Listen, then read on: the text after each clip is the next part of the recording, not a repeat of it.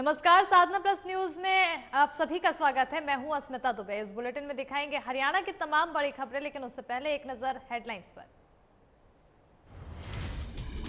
CM Manohar Lal से मिलने पहुंचे नीरज चोपड़ा। सीएम ने नीरज चोपड़ा का पुष्प गुच्छ देकर किया स्वागत। सीएम ने कहा, नीरज देश का गौरव है। नीरज चोपड़ा ने राज्यपाल बंडारू दत्तात्रेय से की मुलाकात। राज्यपाल से नीरज चोपड़ा को शॉल किया भेंट, साथ ही नीरज चोपड़ा को दी शुभकामनाएं। कांग्रेस ने कल बुलाई विधायक दल की बैठक। मानसून सत्र में जेजेपी बीजेपी गठबंधन की सरकार को घेरने की बनेगी रणनीति। बैठक में कुमारी शैलजा भी हो सकती हैं शामिल।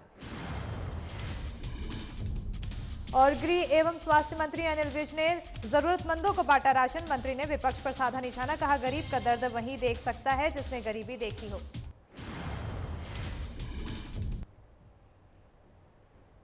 चलिए हरियाणा की खबरों का शुरुआत करते हैं। हरियाणा के मुख्यमंत्री मनोहर लाल ने अपने आवास पर ओलंपिक स्वर्ण पदक विजेता नीरज चोपड़ा से मुलाकात की। मुख्यमंत्री ने नीरज चोपड़ा का पुष्प गुच्छ देकर स्वागत किया है और उन्होंने शॉल उड़ाकर और स्मृति चिन्ह देकर सम्मानित भी किया है। इस दौरान सीएम मनोहर लाल ने कहा कि हरियाणा का लाल नीरज चोपड़ा देश का गौरव है। नीरज चोपड़ा ने देश के साथ साथ हरियाणा ही नहीं बल्कि अपने गांव और परिवार का भी नाम रोशन किया है। बता दें कि इस दौरान हरियाणा के खेल राज्य मंत्री सरदार संदीप सिंह भी मौजूद रहे।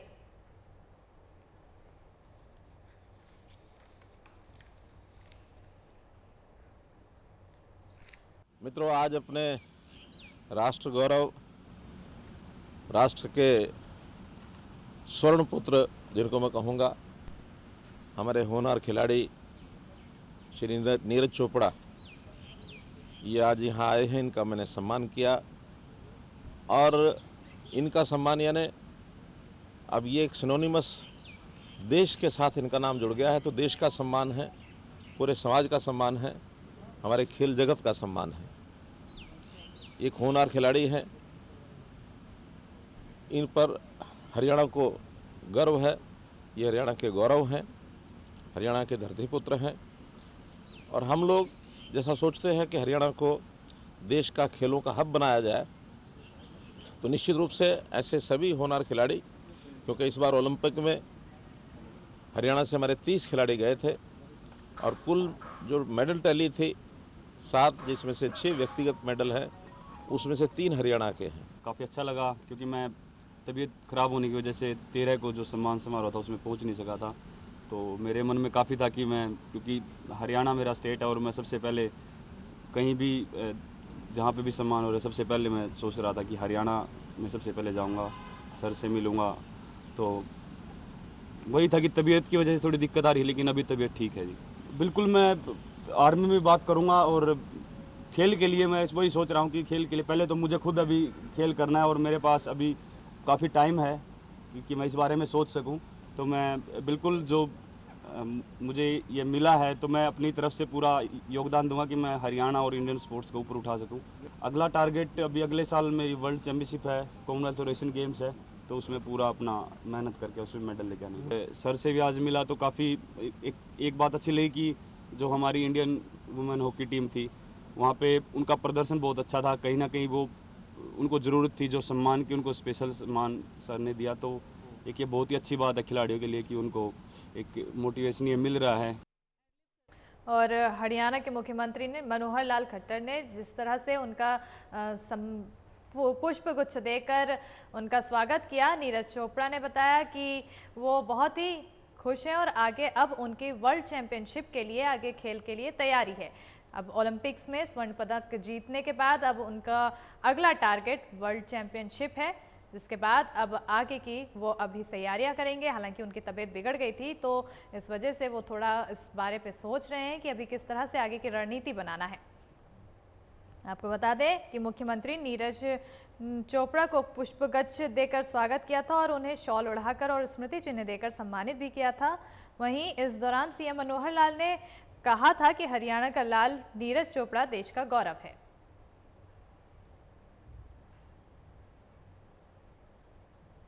बढ़ते आगे, जहां स्वर्ण पदक विजेता नीरज चोपड़ा ने राज्यपाल बंडारू दत्तात्रेय से मुलाकात की। राज्यपाल दत्तात्रेय ने नीरज चोपड़ा को भगवान तिरुपति बालाजी की मूर्ति और शॉल भेंट कर सम्मानित किया। साथ ही राज्यपाल ने नीरज चोपड़ा को शुभकामनाएं भी दी। बता दें कि नीरज चोपड़ा ने भी अपने खेल और तैयारियों के अनुभव राज्यपाल से साझा किए।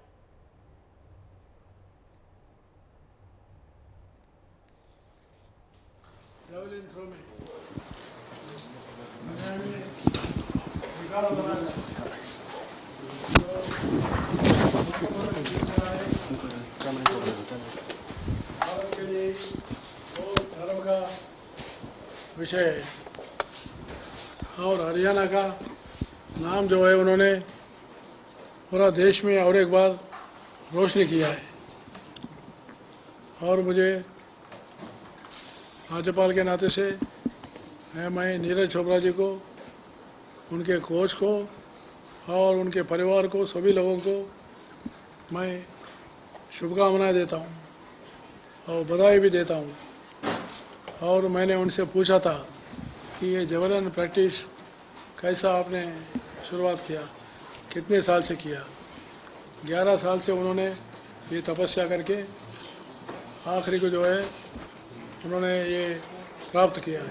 बहुत ही अच्छा लगा मिलके, क्योंकि सर ने स्पेशल बहुत ही चीज़ें जो हैं जेवलिन थ्रो के बारे में या मेरे स्पोर्ट्स के बारे में जानने की कोशिश की।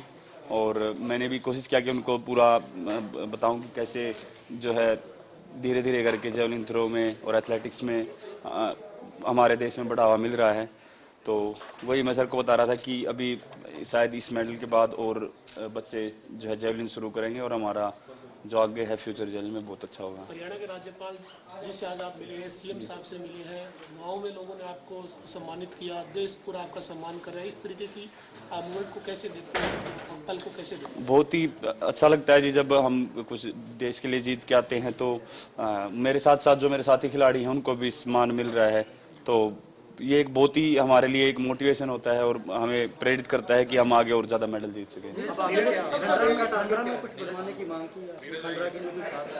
नहीं, ऑलरेडी जो सरकार है वो सोच रहे हैं तो वो उसमें काम करेंगे। और गरीब का दर्द वही देख सकता है जिसने गरीबी देखी हो। जो सोने का चम्मच मुंह में लेकर पैदा हुआ, उस ऐसे नेता गरीबों का नहीं सोच सकते। ये बात कही हरियाणा के गृह एवं स्वास्थ्य मंत्री अनिल विज ने। बता दें कि आज मंत्री अनिल विज ने अंबाला छावनी कच्चा बाजार में अन्नपूर्णा उत्सव के मौके पर प्रधानमंत्री गरीब कल्याण अन्न योजना के तहत लाभार्थियों को राशन वितरण किया और इस दौरान उन्होंने कांग्रेस पर निशाना भी साधा। उन्होंने कहा कि आज पूरे देश में अन्नपूर्णा उत्सव के अवसर पर लाभार्थियों को राशन बांटा जा रहा है। देश की लगभग 5.25 लाख उचित मूल्य की दुकानों पर राशन वितरण करने का काम किया जा रहा है और अंबाला जिला में 360 उचित मूल्य की दुकानों पर राशन वितरण करने का काम किया जाएगा।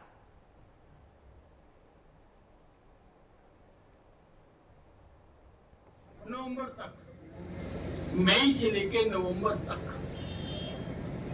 हर पात्र को, जो बीपीएल कार्ड वाले हैं,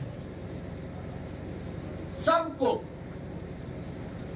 5 किलो अनाज प्रति व्यक्ति मुफ्त देने की घोषणा की।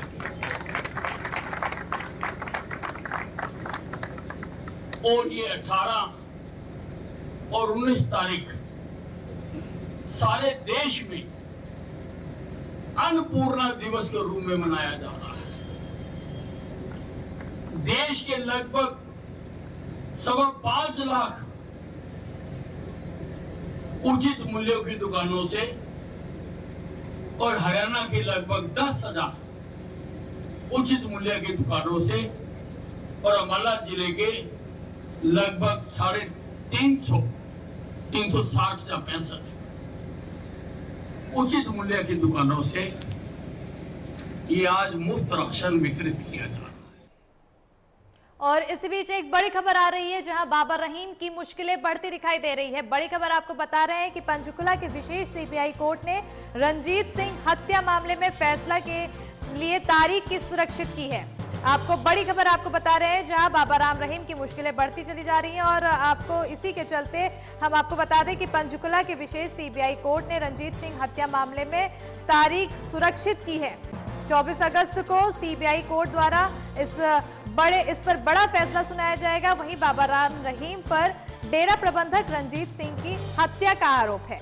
मामले में राम रहीम सहित कृष्णलाल, जयसवीर, सबदील और अवतार भी आरोपी हैं। बड़ी खबर आपको बता दें कि पंचकुला के विशेष सीबीआई कोर्ट ने रंजीत सिंह हत्या मामले में फैसले के लिए तारीख सुरक्षित की है और अब 24 अगस्त को सीबीआई कोर्ट द्वारा इस पर फैसला सुनाया जा सकता है, जिसके चलते अब बाबा राम रहीम की बड़ी मुश्किलें खड़ी हो सकती है। वहीं मामले में बाबा राम रहीम डेरा प्रबंधक रंजीत सिंह की हत्या के आरोपी हैं और इस मामले में राम रहीम सहित कृष्णलाल, जयसवीर, सबदील और अवतार भी आरोपी हैं। बड़ी खबर बता रहे हैं आपको, जहां बाबा राम रहीम की मुश्किलें बढ़ गई हैं और पंचकुला की विशेष सीबीआई कोर्ट ने रंजीत सिंह हत्या मामले में फैसले के लिए अब तारीख सुरक्षित कर दी है, जिसके चलते अब बाबा राम रहीम के लिए मुश्किलें बढ़ती दिखाई दे रही है। और आपको बता दें कि बड़ी जानकारी सामने आ रही है, जिसके चलते अब 24 अगस्त को सीबीआई कोर्ट द्वारा इस पर बड़ा फैसला सुनाया जा सकता है। बड़ी खबर बता रहे हैं आपको, आप सभी को जानकारी देते हैं हम कि बाबा राम रहीम पर डेरा प्रबंधक रंजीत सिंह की हत्या का आरोप है। बाबा राम रहीम के साथ ही साथ कृष्णलाल, जसवीर, सबदील और अवतार पर भी डेरा प्रबंधक रंजीत सिंह की हत्या का आरोप है। ऐसे में अब बाबा राम रहीम के लिए बड़ी मुश्किलें पैदा होने वाली हैं, जिसके चलते अब पंचकुला की विशेष सीबीआई कोर्ट ने रंजीत सिंह हत्या मामले में फैसले की तारीख सुरक्षित करते हुए 24 अगस्त को बड़े फैसले लेने का उम्मीद जताई जा रही है।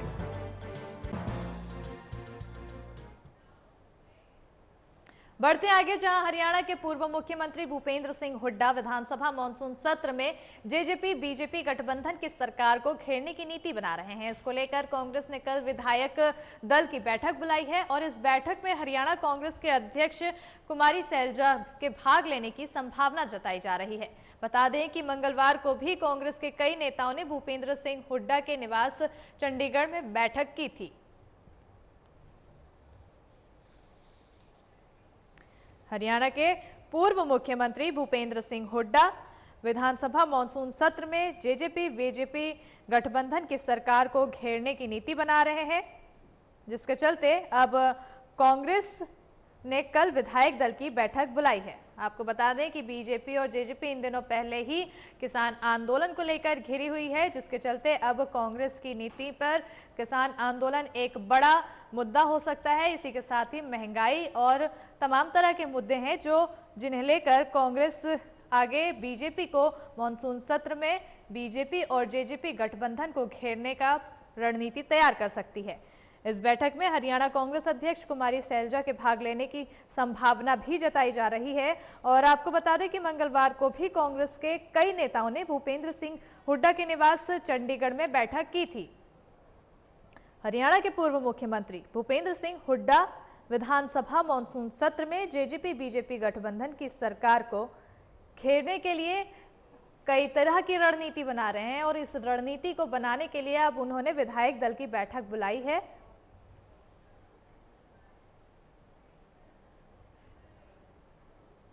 बढ़ते आगे, जहां हरियाणा में 20 से 23 अगस्त के बीच बारिश होने की संभावना है। दरअसल मानसून की टर्फ रेखा का पश्चिमी छोर हिमालय की तलहटियों की तरफ बढ़ने के कारण मानसून ब्रेक की स्थिति बनी हुई है, जिससे हरियाणा में मौसम आमतौर पर परिवर्तनशील बनी हुई है। इसी कारण 20 से 23 अगस्त के बीच हरियाणा के ज्यादातर क्षेत्रों में बारिश होने की संभावना जताई जा रही है।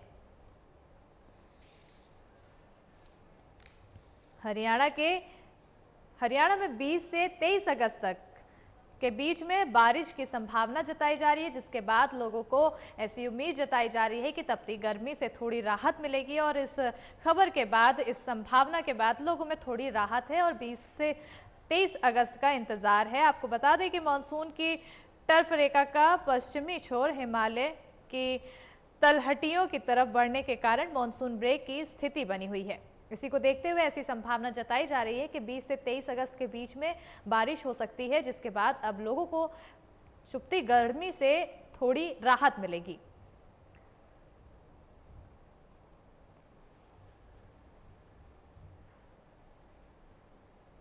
और अम्बाला में अमृत योजना के तहत जहां जहां वाटर सप्लाई और सीवरेज की पाइप डाली गई है, वहां पर समस्याएं आ रही हैं। लोगों को पीने का पानी नहीं मिल रहा है और सीवरेज ब्लॉक पड़े हुए हैं। इसी को लेकर देखते हुए हरियाणा जनचेतना पार्टी के पार्षदों की ओर से जांच की मांग किए जाने के बाद जांच शुरू कर दी गई है।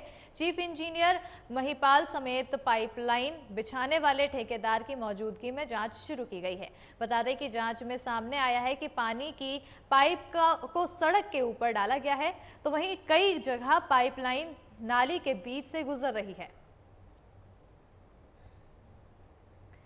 अम्बाला में अमृत योजना के तहत वाटर सप्लाई और सीवरेज की पाइपलाइन डाली गई थी, लेकिन जहां जहां वाटर सप्लाई और सीवरेज की पाइपलाइन डाली गई, वहां कई तरह की समस्याएं सामने आ रही है। देखिए, ये अमृत योजना ही हमारे अम्बाला को लेकर बैठ गई है। आपने देखा कि जहाँ जहाँ अमृत योजना के अंदर, चाहे वो पाइपलाइन का काम हो, चाहे सीवरेज का काम हो, वो सभी सीवरेज आपने देखा वो बंद पड़े हैं।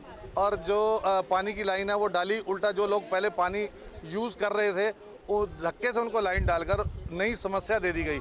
आप आज अभी सभी साथियों ने देखा कि कबीर नगर के अंदर जहाँ पर 1.5 साल पहले एक अच्छी तरह से पानी आ रहा था, नई लाइन डालकर लोगों को समस्या दे दी।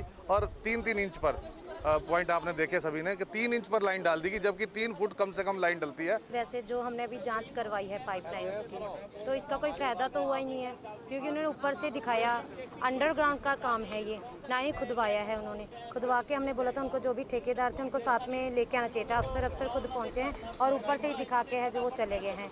300 फुट का नीचे पाइप डालना था, जबकि आप सभी देख रहे 3-3 इंच का ही डाला गया है ऊपर। तो मतलब ये देख मैं बोल सकती इसमें कि उन्होंने सिर्फ अपनी जेबें पैसा बटोरने का काम था इनका।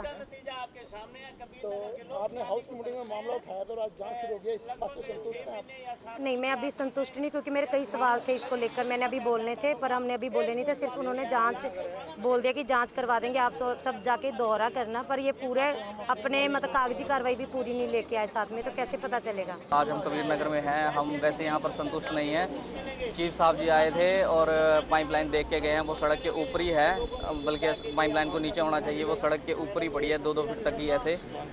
मतलब हम संतुष्ट नहीं इस उनकी बात से। उन्होंने 2 दिन का समय मांगा है, लेकिन हमें लगता नहीं है कि 2 दिन में भी कोई समस्या का हल होगा। जहाँ इतने टाइम से समस्या का हल नहीं हुआ, तो 2 दिन में मुझे लगता नहीं है कि समस्या का हल वो कर देंगे। पानी की पाइपलाइन का पानी की समस्या बहुत ज़्यादा आ रही है। पब्लिक से हमें बहुत समस्या सुनने को मिल रही थी। हाउस की मीटिंग में हम सभी पार्षदों ने जन चेतना पार्टी के मिलकर आवाज़ उठाई थी अमृत योजना के खिलाफ। उसके 2 दिन बाद ही तुरंत कार्रवाई करते हुए अधिकारी यहाँ पर पहुँचे हैं, सारी समस्या का देखने के लिए कि पानी की पाइपलाइन का कितने इंच पर डली है, कितने डीप डली है, वो देखने के लिए अधिकारी यहाँ पर पहुँचे हैं।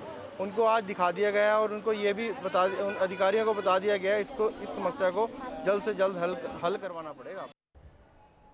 और बढ़ते आगे, जहां खबर हरियाणा के यमुनानगर से आ रही है, जहां बीच सड़क पर एक युवक की कई युवकों ने लाठी डंडों से पिटाई की। वहीं गुंडागर्दी की ये तस्वीरें सोशल मीडिया पर जमकर वायरल हो रही है। फिलहाल पुलिस ने एक युवक को गिरफ्तार किया है और बाकियों की तलाश की जा रही है। तस्वीरें आप देख सकते हैं किस तरह से युवक की पिटाई की गई। सरेआम लाठी और डंडे से उसको घेर कर पिटाई की गई है, जिसके बाद इस वीडियो को सोशल मीडिया पर वायरल कर दिया गया।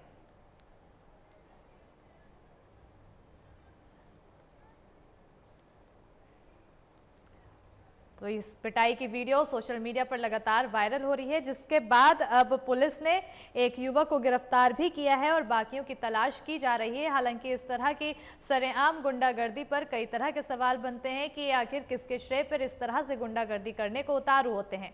लगातार आपको दिखा रहे हैं कि किस तरह से एक युवक को सरे बाजार अकेले घेर कर, कई युवकों द्वारा घेर कर लाठी और डंडों से पिटाई की जा रही है।